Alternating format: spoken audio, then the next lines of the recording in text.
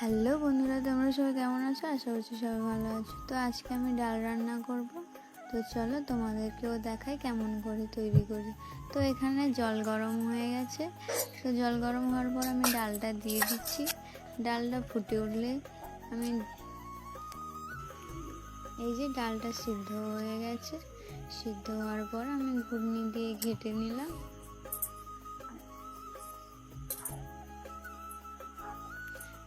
এই যে ঘাঁটাও হয়ে গেছে।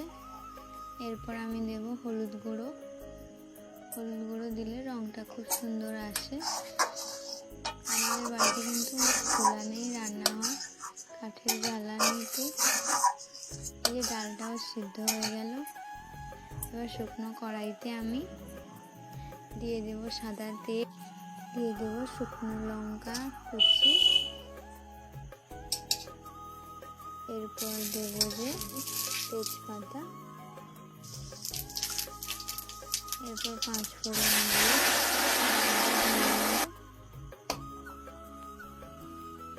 তো তোমাদের কাঠের উনুনে রান্না কেমন লাগে খেতে তোমরা সবাই কমেন্ট করে বলবে। তো এবার আমি লবণও দিয়ে দিলাম। লবণ দেওয়ার পর ফুটে উঠলে আমার ডাল সম্পূর্ণ এখন রেডি।